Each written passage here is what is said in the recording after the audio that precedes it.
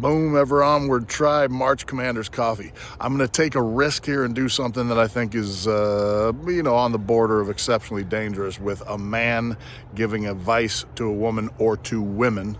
But this is something that lives, I think, in kind of man world that I hope you can harvest from me, us, and will be better for you. I was on a flight the other day. The company was good enough to put me up at the front of the plane. If you can get somebody else to pay for it, I highly recommend first class.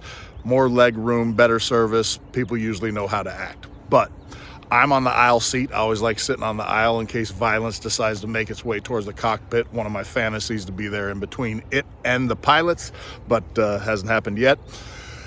And a young lady, I'd say college age, comes in to actually sit in the seat next to me. Very common practice, that's gonna happen. And as she's getting to the seat, she's putting her overhead, she said, I've got to get in there, sorry, I'm so sorry. And I say, no problem. I stand up and she gets in, sits down. I sit down and she says, I'm sorry, again.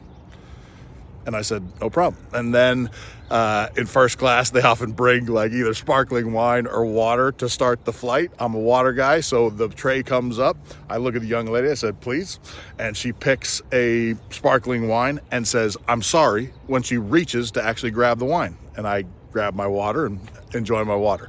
When the meal service comes, she apologizes at least 4 times at some point, either reaching for something, moving, or doing something.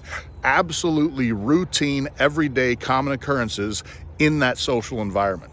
At the end of the flight, she said sorry when we were getting ready to get off the flight. And I said, hey, very, very cordially, but I just said, hey,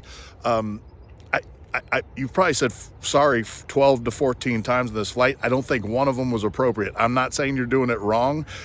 It's just not required. You can free yourself of being worried if you're upsetting me or upsetting anyone else. What I share with you is, if you make a mistake, if you hurt someone, if you cross a border, a line, a meridian that you know you have erred, there's almost no more important word or act in the English language and in our lives socially than saying sorry. But for those few occasions, that's not the right word. Excuse me, pardon me, something else. Sorry, save it so it counts, but also recognize this life's rough. We're gonna rub elbows. Get on with it.